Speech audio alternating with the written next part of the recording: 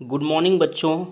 मैं हूं धर्मेंद्र। स्वागत है आपका आपके अपने YouTube channel RD science circle में। तो बच्चों, इस वीडियो में हम देखने वाले हैं ठोस अवस्था। ठोस अवस्था यानी सॉलिड स्टेट। क्लास ट्वेल्थ जो है, क्लास ट्वेल्थ का ये काफ़ी इम्पोर्टेंट चैप्टर है केमिस्ट्री का। Solid state, solid state, solid state का मतलब ठोस अवस्था। ठोस अवस्था से जो है वो इम्पॉर्टेंट 35 ऑब्जेक्टिव क्वेश्चन को हम देखने वाले हैं, है ना। ठोस अवस्था से इम्पॉर्टेंट 35 क्वेश्चन को देखने वाले हैं, जो आपके 12वीं बोर्ड परीक्षा में बहुत संभावना है कि आ सकती है। और हम आपके सभी पिछले जितने भी टेस्ट हुए हैं, मंथली टेस्ट से लेकर के सेंटअप परीक्षा तक के सभी प्रश्नों का हल हम धीरे धीरे करवा रहे हैं। कई वीडियो हम दे भी चुके हैं और हमने ये आपसे वादा भी किया है कि आपकी तैयारी की कड़ी में हम आपके केमिस्ट्री के सभी चैप्टर से इम्पोर्टेंट क्वेश्चन और फैक्ट आपको एग्ज़ाम से पहले हम वीडियो के माध्यम से देने का भरपूर कोशिश करेंगे। तो इसी कड़ी में हम लेकर के आए हैं सॉलिड स्टेट यानी ठोस अवस्था से जो ऑब्जेक्टिव प्रश्नों का सीरीज़, जिसमें हम देखने वाले हैं 35 इम्पॉर्टेंट ऑब्जेक्टिव क्वेश्चन और उसका आंसर। तो आइए वीडियो को शुरू करते हैं। उससे पहले यदि आप चैनल पर नए हैं तो चैनल को सब्सक्राइब कर लीजिए और वीडियो को अपने दोस्तों के साथ भी साझा कीजिए ताकि उनका भी तैयारी अच्छा से हो सके। तो आइए शुरू करते हैं और देखते हैं 35 इम्पॉर्टेंट क्वेश्चन का ये धाकड़ सीरीज़। तो देखिए, सबसे पहला जो प्रश्न है बच्चों, इसमें हम देखेंगे कि क्रिस्टल के सीमित पैकिंग में, पहला क्वेश्चन है कि क्रिस्टल के सीमित पैकिंग में सबसे अधिक खाली स्थान होता है। तो सबसे ज़्यादा जो खाली स्थान होता है वो सरल घन इकाई में यानी सिंपल क्यूबिक क्रिस्टल में जो होता है। वॉइड्स पूछा जा रहा है आपसे। क्या पूछा जा रहा है? वॉइड्स। तो एसएससी में आप देखेंगे पैकिंग इफिशियंसी जो होता है बच्चों, वो होता है 52.4%। तो 52.4 को जब आप 100 से माइनस कर लेंगे, 100 से माइनस कर लेंगे तो लगभग 47 जो है वो आपका 47.6% के आसपास वॉइड्स निकल के आएगा, खाली स्थान। तो सबसे ज़्यादा जो है सरल घन इकाई में जो है वो खाली स्थान पाया जाता है। तो आंसर क्या हो जाएगा? ए हो जाएगा हमारा आंसर। आंसर यहाँ पे ए हो जाएगा। उसके बाद दूसरा क्वेश्चन देखते हैं। तो सेकेंड क्वेश्चन में है कि किस क्रिस्टल संरचना में सीमित पैकिंग अधिकतम होती है। तो देखिए ऑप्शन को देखिए, सरल घन इकाई, फलक केंद्रित सेल यानी एफसीसी और पिंड केंद्रित सेल यानी बीसीसी। तो सबसे ज़्यादा ये यहाँ जो ऑप्शन है उसमें से सबसे ज़्यादा एफसीसी में होता है। कितना? 74%। एफसीसी में जो पैकिंग इफिशियंसी होती है बच्चों वो होता है 74%। तो हमारा आंसर कौन सा सही हो जाएगा? बी हमारा आंसर यहाँ पे सही होने वाला है। उसके बाद देखते हैं क्वेश्चन नंबर 3 को। बीसीसी संरचना में पैकिंग दक्षता एवं वॉइड्स होता है। तो बीसीसी में जो पैकिंग होता है वो 68% होता है और वॉइड्स जो होता है वो 32। कैसे हम निकाल रहे हैं कि पैकिंग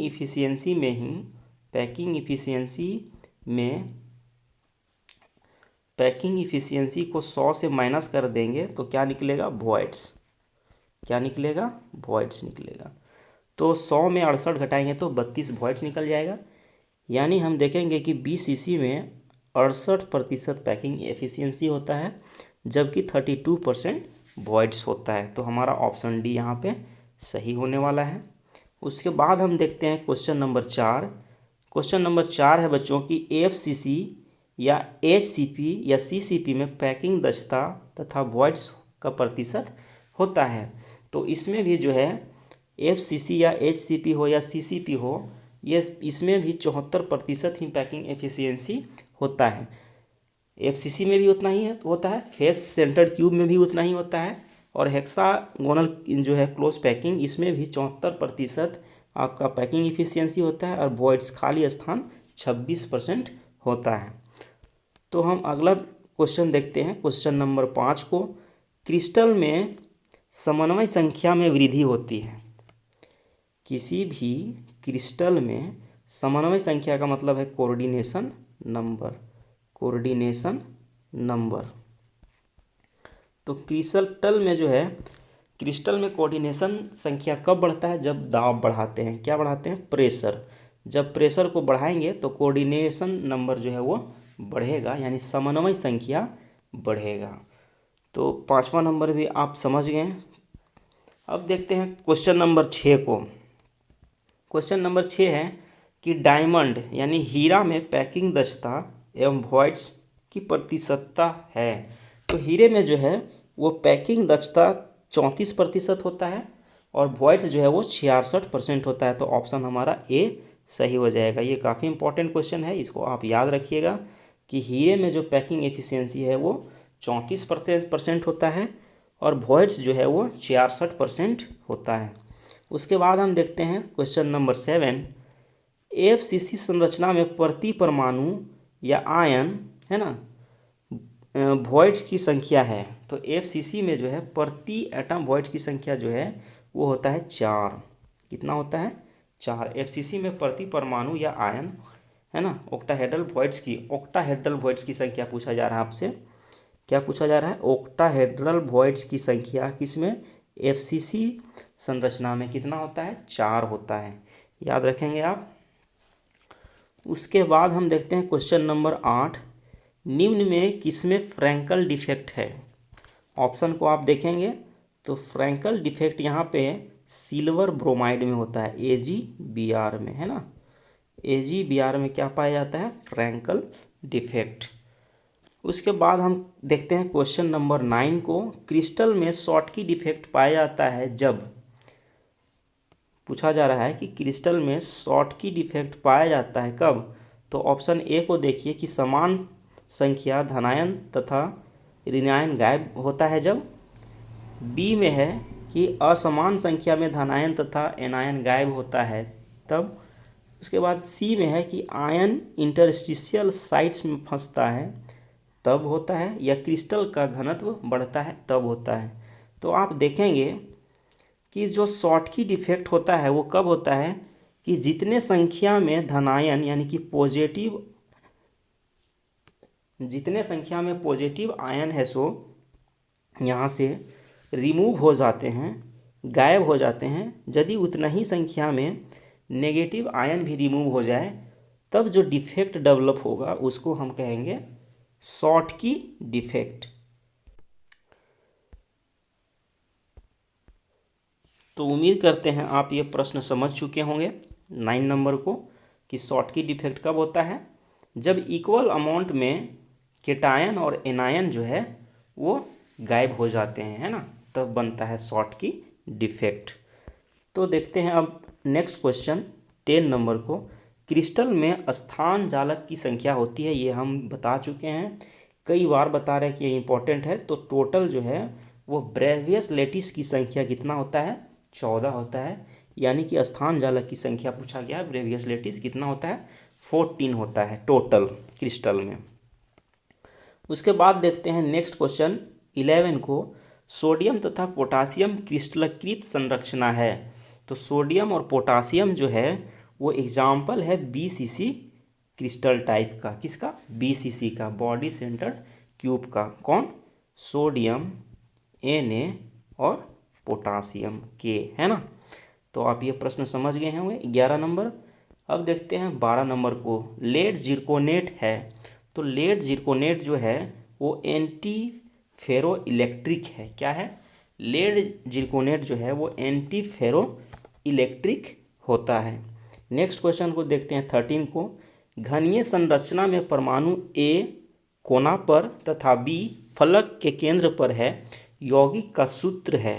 तो देखिए जो कॉर्नर में होता है वो 1/8 कंट्रीब्यूशन देता है और किसी क्यूब में टोटल कॉर्नर की संख्या कितना होता है? 8। तो इस तरीके से निकालेंगे तो 8 और 8 कैंसिल हो जाएगा। तो कोना में टोटल एटम कितना आएगा? 1। और कोना में कौन है? तो A है, तो A 1 हो जाएगा।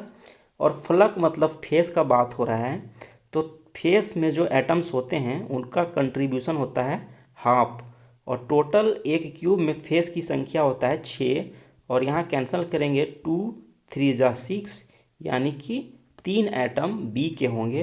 तो जो फॉर्मूला बनेगा क्रिस्टल का वो क्या बनेगा, यहाँ से देखेंगे A1B3 है ना, क्या बनेगा A1B3।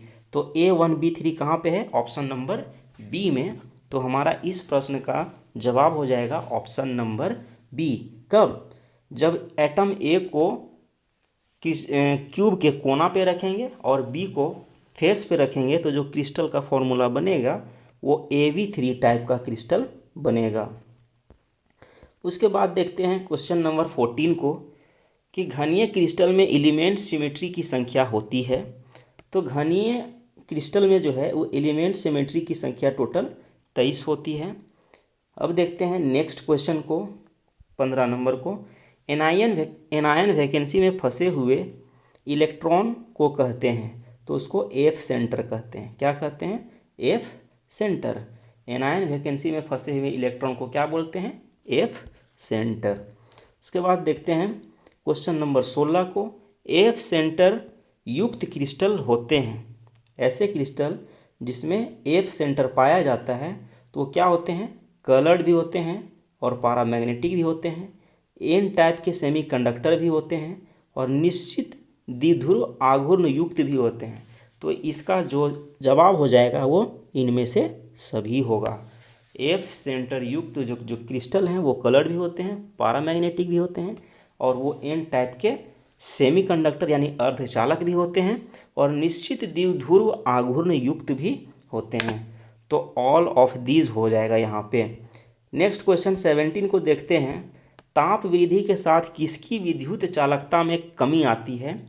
तो यहाँ पे आप देखेंगे होगा सुचालक, यानी धातु की जो है चालकता टेम्परेचर बढ़ाने से, ताप बढ़ाने से धातु की चालकता क्या होती है, चालकता क्या होती है, घटता है। चालकता क्या होती है, घटता है। क्यों घटता है, तो ताप बढ़ाने से जो है इलेक्ट्रॉन की काइनेटिक एनर्जी बढ़ती है और उसके कारण उसमें रेजिस्टेंस बढ़ जाता है और रेजिस्टेंस बढ़ने के कारण उसका जो चालकता है बच्चों वो क्या हो जाता है, घट जाता है। नेक्स्ट क्वेश्चन देखते हैं, वह ठोस जिसमें शॉटकी एवं फ्रैंकल डिफेक्ट दोनों पाया जाता है। ऐसा एक सॉलिड का एग्जाम्पल बताना है जिसमें शॉटकी डिफेक्ट और फ्रैंकल डिफेक्ट दोनों पाया जाता है। तो इसका आंसर होगा सिल्वर ब्रोमाइड। इसका जो आंसर होगा वो क्या होगा, सिल्वर ब्रोमाइड। नेक्स्ट क्वेश्चन देखते हैं 19, जिंक ऑक्साइड को गर्म करने पर विद्युत चालकता पर क्या प्रभाव पड़ता है। तो ये बढ़ जाता है, क्या होता है, बढ़ जाता है। जिंक ऑक्साइड को गर्म करेंगे तो इसका जो विद्युत चालकता होगा वो क्या हो जाएगा, बढ़ जाएगा। बढ़ने के कारण क्या है कि जिंक ऑक्साइड में उपस्थित जो कुछ कोवलेंट बॉन्ड हैं वो टूट जाएंगे और कोवलेंट बॉन्ड के टूटने से जो है वो फ्री इलेक्ट्रॉन की संख्या अधिक हो जाएगी और फ्री इलेक्ट्रॉन जब अधिक होगा तो उसमें क्या हो जाएगा, चालकता बढ़ जाएगा, इलेक्ट्रॉन ज़्यादा गमन करेंगे, है ना। तो 19 नंबर प्रश्न का जो है उत्तर होगा वो कौन होगा, बी होगा। तो नेक्स्ट प्रश्न देखते हैं 20 को, क्रिस्टल तल सममितीय या असममितीय तथा केंद्र सममितीय की संख्या का अनुपात। क्रिस्टल में तल सममितीय, असममितीय तथा केंद्र सममितीय की संख्या का अनुपात क्या होता है। तो इसका जो होता है 9:3:1 होता है, यानी उत्तर सी यहाँ पे आपका सही होने वाला है। तो बच्चों वीडियो को अभी तक यदि आप लाइक नहीं किए हैं तो लाइक कर दीजिए और शेयर ज़रूर कीजिए ताकि सब कोई पढ़ें और सब कोई एग्ज़ाम में बेहतर करें, है ना। इसी उद्देश्य से हम इतना मेहनत कर रहे हैं आपके लिए और मेहनत खाली नहीं जाना चाहिए। आप इसका भरपूर लाभ उठाइए और एग्ज़ाम में अच्छा स्कोर करिए।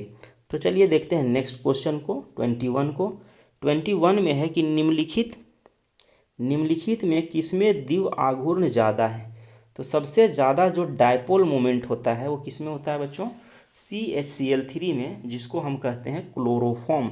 क्या बोलते हैं, क्लोरोफॉर्म, है ना। क्लोरोफॉर्म का जो डायपोल मोमेंट यहाँ पे जो दिया गया ऑप्शन में है सबसे अधिक होता है।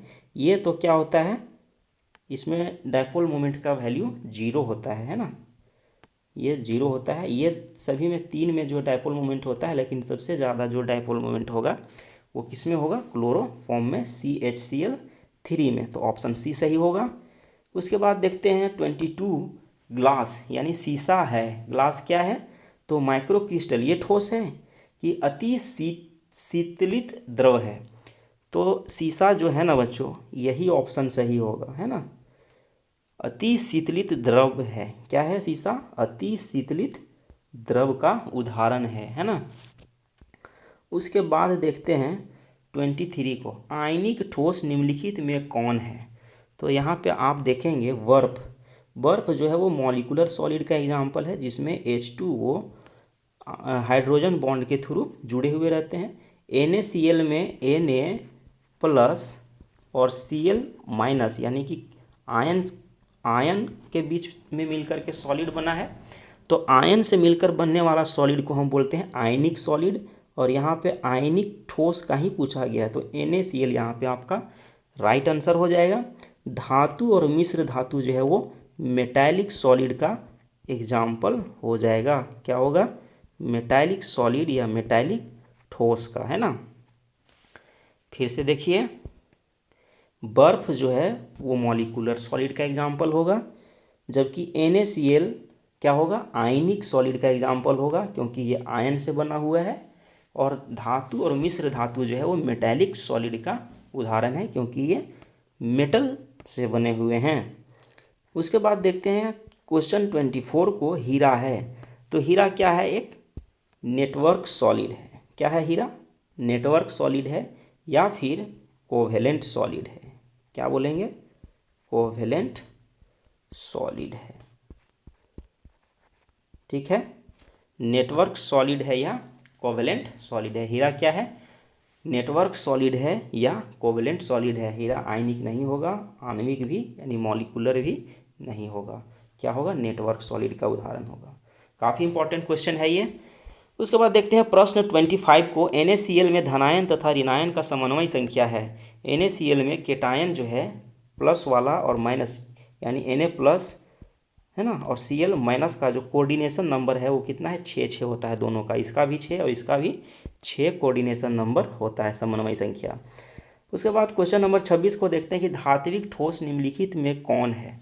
तो धात्विक ठोस को हम देखेंगे, अभी हम बताए हैं कि जो इसमें धातु होगा, तो धातु और मिश्र धातु, है ना, ये दोनों को क्या बोलेंगे, धात्विक ठोस। ग्रेफाइट और डायमंड को बोलेंगे कोवेलेंट सॉलिड या सहसंयोजक ठोस कहेंगे। कोवेलेंट सॉलिड कहेंगे या सहसंयोजक ठोस कहेंगे। तो धात्विक ठोस कौन सा हो जाएगा, धातु और मिश्र धातु। बर्फ और NaCl क्या है, NaCl यहाँ पे आयनिक सॉलिड है और बर्फ यहाँ पे मॉलिकुलर सॉलिड है, ठीक है। तो आगे देखिए, नेक्स्ट क्वेश्चन देखते हैं 27 को, सहसंयोजी ठोस है। सहसंयोजी मतलब कोवेलेंट का ही बात हो रहा है। तो हीरा और ग्रेफाइट जो ऊपर हम बात कर चुके हैं, हीरा और ग्रेफाइट जो है वो सहसंयोजी ठोस का एग्जाम्पल है। सहसंयोजी का मतलब कोवेलेंट है ना, कोवेलेंट यानी कि कोवेलेंट बॉन्ड जिसमें पाया जाता है उसको कोवेलेंट सॉलिड कहेंगे। तो नेक्स्ट देखते हैं 28 को, अनुचुंबकीय पदार्थों में एक या एक से अधिक अयुग्मित इलेक्ट्रॉन होते हैं, ऐसे पदार्थ निम्नलिखित में कौन है। तो इसका उत्तर जो होगा वो Cu2+ होगा। अनुचुंबकीय यानी कि पारामैग्नेटिक का बात हो रहा है बच्चों। क्या हो रहा है, पारामैग्नेटिक का बात हो रहा है ना। पारामैग्नेटिक में क्या होता है कि एक या एक से अधिक अयुग्मित का मतलब अनपेयर इलेक्ट्रॉन पाए जाते हैं, है ना। क्या पाए जाते हैं, अनपेयर इलेक्ट्रॉन पाए जाते हैं। तो यहाँ पे आप Cu2 में देखेंगे, तो यहाँ Cu2 में अनपेयर इलेक्ट्रॉन एक होता है। Cu2 का आप लिखेंगे इलेक्ट्रॉनिक कन्फिग्रेशन लिखेंगे तो Ar18 होगा, ठीक है। उसके बाद इसमें 3D और 4S, यहाँ पे 1 होगा और यहाँ पे 10 होगा, है ना। तो इसमें अगर 2 प्लस करेंगे तो यहाँ से एक ये निकल जाएगा और यहाँ से एक निकलेगा, तो 3D 9 होगा, यानी कि 1 अनपेयर इलेक्ट्रॉन होगा। तो इसका उत्तर जो है आप समझ रहे होंगे कि पारामैग्नेटिक पदार्थ में एक या एक से अधिक अयुग्मित इलेक्ट्रॉन होते हैं। ऐसे पदार्थ निम्नलिखित में से कौन होगा? तो कॉपर का 2 होगा। कॉपर का 1 और निकेल का 2 ये दोनों डायामैग्नेटिक का उदाहरण है। क्या है? डायामैग्नेटिक है, क्योंकि इसमें सभी इलेक्ट्रॉन क्या हैं? पेयर्ड हैं। क्या सभी क्या है? जोड़ा जोड़ा इलेक्ट्रॉन है। सभी क्या है? जोड़ा जोड़ा इलेक्ट्रॉन है। जो बिजोड़ा इलेक्ट्रॉन पाया जाता है उसकी इसमें पाया जाता है कॉपर 2+ आयन में, और जिस आयन में बिजोड़ा इलेक्ट्रॉन पाया जाता है, अयुग्मित इलेक्ट्रॉन पाया जाता है, उसी को अनुचुंबकीय पदार्थ कहते हैं, यानी पारामैग्नेटिक कंपाउंड कहते हैं। ठीक है, जिसमें जोड़ा जोड़ा पाया जाता है उसको डायमैग्नेटिक कहते हैं। नेक्स्ट क्वेश्चन देखते हैं। HCP संरचना का पैकिंग फ्रैक्शन है। तो HCP में पैकिंग फ्रैक्शन 74 होता है बच्चों। कितना होता है? 74। ठीक है, 74 होता है। इसका चर्चा हम, ये क्वेश्चन रिपीट हो रहा है, समझिए एक प्रकार से। काफ़ी इंपॉर्टेंट प्रश्न ये सभी हैं। उसके बाद जो 30 क्वेश्चन है, विषम संख्या युक्त इलेक्ट्रॉन वाले परमाणु होते हैं। तो जिसमें विषम संख्या होता है, ऐसे परमाणु को क्या कहते हैं हम? विषम संख्या वाला का यही बात कर रहे थे कि हम पारामैग्नेटिक कहते हैं, सम वाला को डायमैग्नेटिक कहते हैं। विषम इलेक्ट्रॉन वाला को पारामैग्नेटिक कहते हैं, सम इलेक्ट्रॉन वाला को डायमैग्नेटिक कहते हैं। जैसे डी को बनाइएगा इस तरीके से, तो 5 ऑर्बिटल में इलेक्ट्रॉन को भरिएगा। अगर इस तरीके से बिजोड़ा बिजोड़ा इलेक्ट्रॉन रहेंगे तो किसका उदाहरण होगा? पारामैग्नेटिक का। विषम इलेक्ट्रॉन रहेगा तो पारामैग्नेटिक का होगा, जबकि सभी जोड़ा जोड़ा में रहे, सभी सम सम हो जाए तो ये उदाहरण हो जाएगा डायामैग्नेटिक का, है ना। तो डायामैग्नेटिक का उदाहरण कौन होगा? Cu+ और Ni2+, जो ऊपर चर्चा किए हैं। जबकि पारामैग्नेटिक का उदाहरण अभी ही ऊपर देखें, Cu पर 2+ होगा, वो पारामैग्नेटिक होगा। नेक्स्ट क्वेश्चन देखते हैं 31। BCC यूनिट सेल में एटम की संख्या होती है। तो BCC यूनिट सेल में एटम की संख्या कितनी होती है? तो 2 होगी। कितनी? 2, है ना। SCC में यानी सिंपल क्यूबिक क्रिस्टल में एटम पर यूनिट सेल 1 होता है, जबकि BCC में एटम पर यूनिट सेल 2 होता है। परमाणुओं की संख्या पर यूनिट सेल कितना होता है? 2। किसमें? BCC में। ठीक है, और 4 जो है हमारा वो FCC में होता है। उसके बाद देखते हैं 32 को। एंटी फेरोमैग्नेटिक ऑक्साइड है। तो यहाँ पे एंटी फेरोमैग्नेटिक ऑक्साइड होगा CrO2, है ना। कौन होगा? CrO2। ये होता है एंटी फेरोमैग्नेटिक ऑक्साइड। याद रखेंगे इस चीज़ को। उसके बाद 33 क्वेश्चन है। NaCl में Cl का कोऑर्डिनेशन नंबर, CN का मतलब है कोऑर्डिनेशन नंबर या समन्वय संख्या। तो NaCl में Cl का कोऑर्डिनेशन नंबर अभी ही बताए थे ऊपर कि NaCl में केटायन और एनायन का जब पूछे तो 6 और 6 होता है कोऑर्डिनेशन दोनों का, प्लस वाले का भी और माइनस वाले का भी। तो यहाँ पे एक ही का पूछा है, किसका? Cl का पूछा है। तो Na का भी 6, Cl का भी 6, तो उत्तर कौन हो जाएगा? सॉरी मिस्टेक हो रहा है यहाँ पे। केटायन और एनायन दोनों का जब पूछेगा तो 6 होगा बच्चों। यहाँ पे Cl का पूछेगा तो 8 होगा, है ना। इस चीज़ को हम मिस्टेक कर रहे थे। यहाँ पे NaCl में Cl का जब कोऑर्डिनेशन नंबर आपसे पूछेगा तो कितना होगा? 8 होगा, जबकि NaCl में धनायन और ऋणायन का पूछेगा तो 6 और 6 होगा, दोनों का 6 होगा। आइए नेक्स्ट प्रश्न देखते हैं 34। P टाइप तथा N टाइप अर्धचालक की विद्युतीय प्रकृति होती है। तो ये कैसे होते हैं? उदासीन होते हैं, है ना। P टाइप का जो सेमीकंडक्टर होता है और N टाइप का जो सेमीकंडक्टर होता है, ये विद्युतीय प्रकृति में उदासीन होते हैं, न्यूट्रल होते हैं, है ना। याद रखिएगा। आइए देखते हैं नेक्स्ट क्वेश्चन, और इस वीडियो का आखिरी क्वेश्चन 35 नंबर। ताप वृद्धि के साथ किसके विद्युत चालकता में कमी होती है? यह प्रश्न रिपीट हो गया है ना।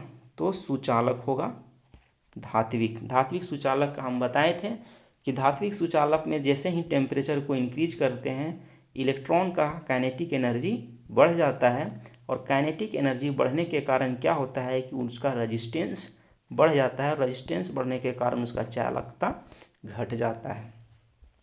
तो आज के इस वीडियो का आखिरी प्रश्न 35 था। यदि आपको किसी भी प्रश्न में किसी प्रकार का डाउट है तो आप कमेंट में ज़रूर लिखिए।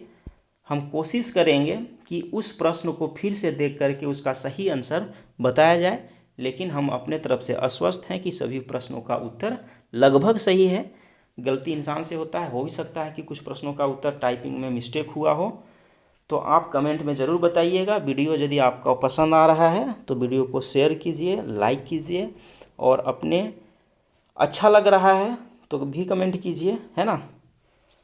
वीडियो को अंत तक देखने के लिए बहुत बहुत धन्यवाद। इसी तरीके से हम नेक्स्ट टॉपिक पे अगला वीडियो आपके लिए लेकर के आएंगे। आप कंटिन्यू तैयारी करते रहिए, और जहाँ से तैयारी कर रहे हैं वहाँ से तैयारी करते रहिए, और इसको आप है सो बूस्टर डोज की तरह हर एक घंटा में, प्रत्येक दिन 1 घंटा इस वीडियो को आप देखिए जो आपको इस चैनल पे मिल रहा है। Thank you.